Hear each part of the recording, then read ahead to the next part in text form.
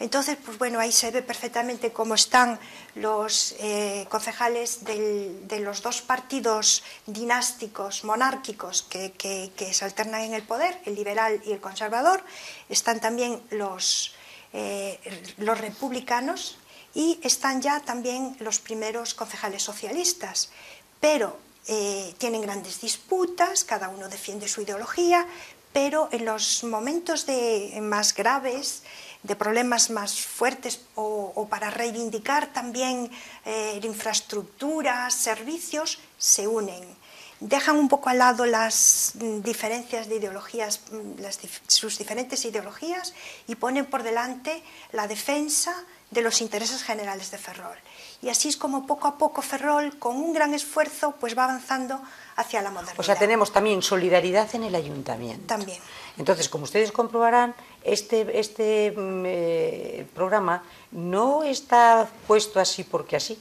Es que está escogido precisamente porque el momento que estamos viviendo hoy es un momento muy similar a lo que están hablando Esperanza y Eva. Es un momento muy parecido.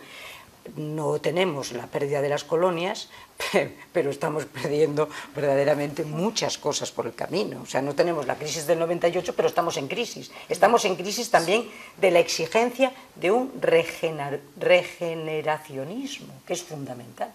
Aquella gente, en aquel entonces, de la época que hablamos, pedía la regeneración del Estado, de España. Hoy por hoy es fundamental una regeneración de un Estado que vemos que está... Fijaros, hoy leía yo las encuestas del CIS precisamente, y la corrupción está en este momento considerada como el segundo problema de los españoles. Sí. Primero, la crisis económica, y el segundo, primero el paro, y el segundo, la corrupción. Entonces es un momento ideal para hablar de esto, porque es un momento paralelo a lo que me estás diciendo tú, ¿no? Desde luego aprendemos de la historia, pues para entender el presente y para seguir construyendo el futuro.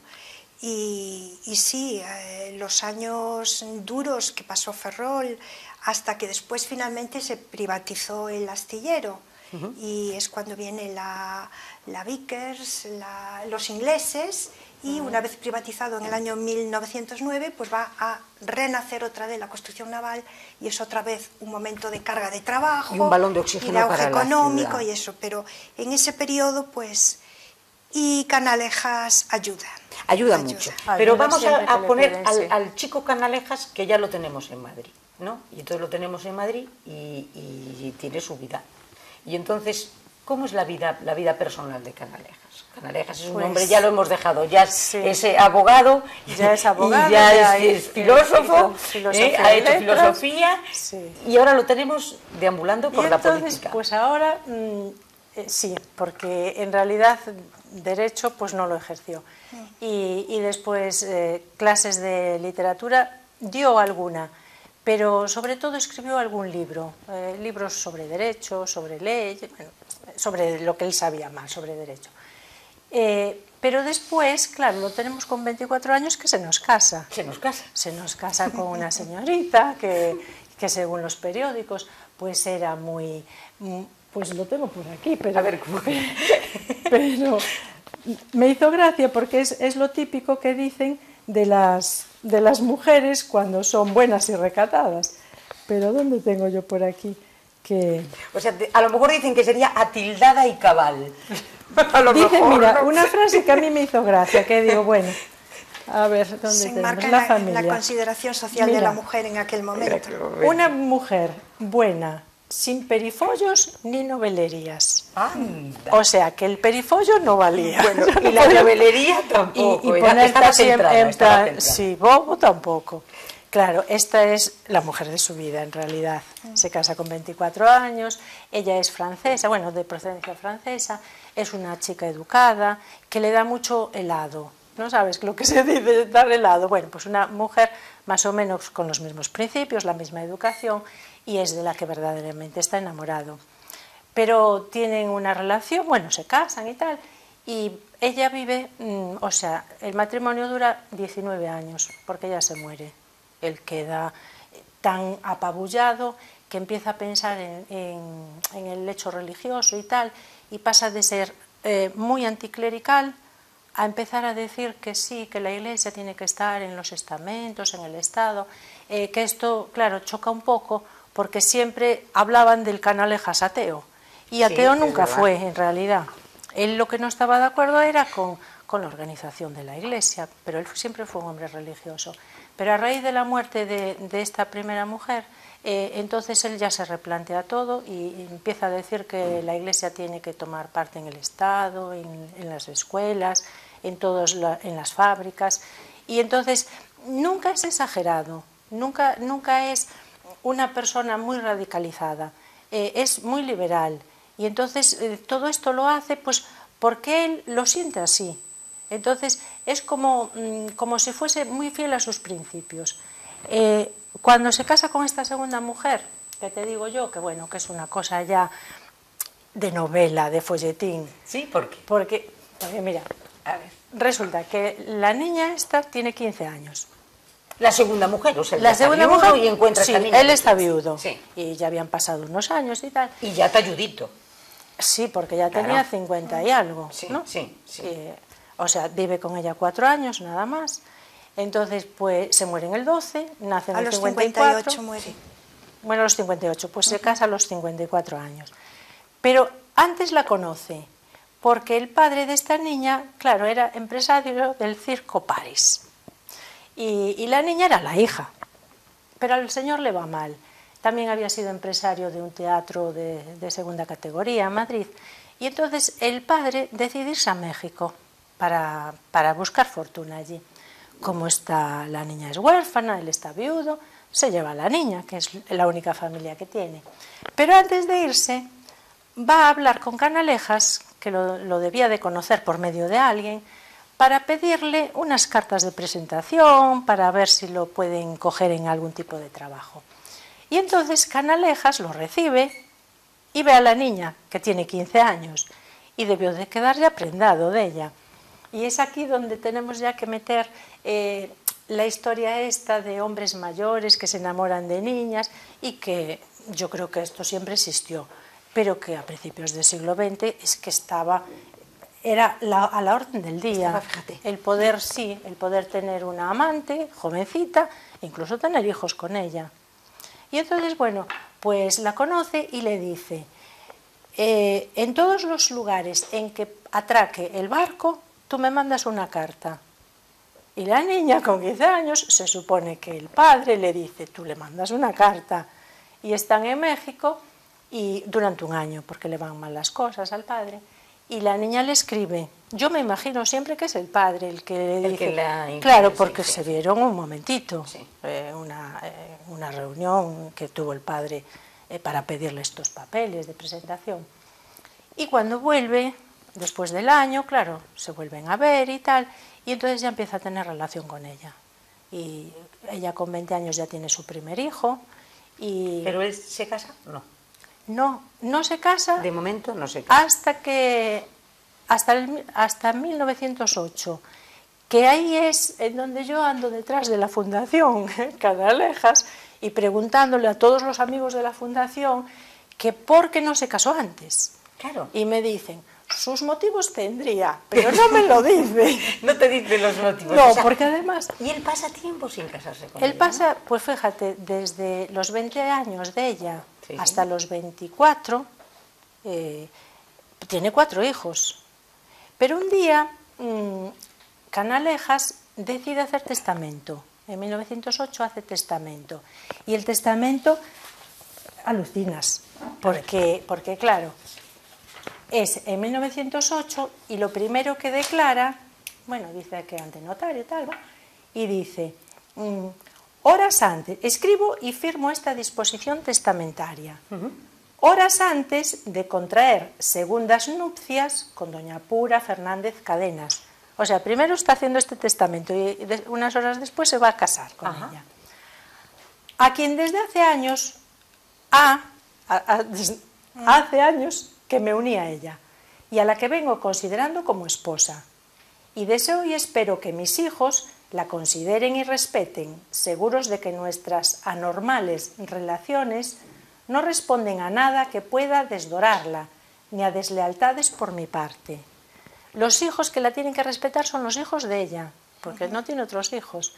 Pero claro, en el ambiente madrileño, él es el presidente. Bueno, primero es ministro, tal, después llega a ser presidente. Pero, claro, la alta sociedad a esta chica no la admite. No la admite, claro, por su procedencia, porque les parece una revista y porque tiene hijos con él. Entonces, claro, después, pues ella conseguiría, no se sabe por qué, que él se case con ella. Entonces, se casa y dice: los orígenes y los desarrollos de este periodo de mi vida se explicarán en carta a mis hijos y acaso en mis memorias. Pero como la asesinan, ni le escribió a los hijos ni dejó. Claro, o sea que quedó... Esperanza, ¿cómo quedó todo? ¿Y él en este momento? Un poco yo lo veo ¿Él como... es ya ministro? Cuando sucede todo esto, sí, justo en el año 8. ¿Por qué él cuando empieza a ser ministro? Bueno, yo digo que todo esto se introduce en la manera de pensar de Canalejas, que es un hombre adelantado a su época, un hombre sin muchos prejuicios. De hecho, él comienza muy cercano a las ideas republicanas que bueno, aún no se había ni siquiera fundado el Partido Socialista cuando él se acerca a esta ideología. Después se introduce en el liberalismo, pero siempre fue una persona que un poco con sus ideas propias y muy abierto, todo, nunca, visto, claro. Sí, y esto es en su vida privada, pues se coincide también con su evolución, su pensamiento político y su persona libre, inteligente. Entonces, bueno, él ya en el siglo XIX, con Sagasta es ministro, va a ser ministro en 4 ocasiones, además no tiene apego al poder, porque cuando no le gusta, que no le dejan hacer las cosas que quiere, dimite, y ocupa distintos ministerios, y después va a ser en el año 10 cuando lo nombren presidente del gobierno. Y en cuanto a Eva hablaba de su religiosidad, efectivamente, él a nivel personal era muy religioso, pero también tenía muy claro, como buen liberal que era, que había que hacer una separación clara entre la Iglesia y el Estado. Y la Constitución vigente en aquel momento, que era la Constitución de la Restauración, que duró casi 50 años, establecía claramente que la religión católica era la religión oficial del Estado, pero también en el artículo 11 decía que se permitía el culto de otras religiones. Y la ley más polémica y una de las por las que más se le recuerda es la llamada Ley del Candado, que precisamente es para clarificar esta separación de Iglesia-Estado y además prohibiendo la llegada de nuevas órdenes religiosas a España, el establecimiento de nuevas órdenes, a no ser que les diera permiso el gobierno. Entonces, porque es que en otros países liberales del entorno, pues las controlaban más, porque tenían las órdenes religiosas tenían el control de la educación, y Canalejas pretendía también fomentar la educación laica y hacer una clara separación. Entonces, claro, sus detractores los tuvo por la derecha y por la izquierda. En este caso por la derecha, incluso por un poco se rompen las relaciones con la Santa Sede, porque consideran y lo tildan de anticlerical, cuando él es una persona tremendamente religiosa. Y bueno, aparte de esta ley, él fue muy avanzado dentro del liberalismo, pues por ejemplo con algo que está muy relacionado con Ferrol, que es el servicio militar obligatorio.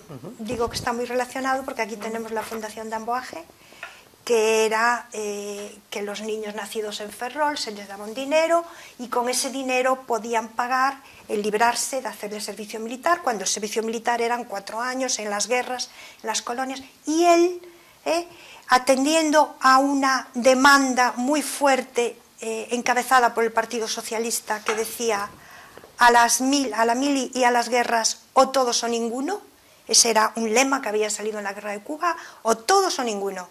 Pues él coge ese tema y decide que el servicio militar sea obligatorio en caso de guerra. Ajá. Y en la paz a lo mejor podían permitir con un pago pues que solo fueran 5 meses, pero en la guerra todos.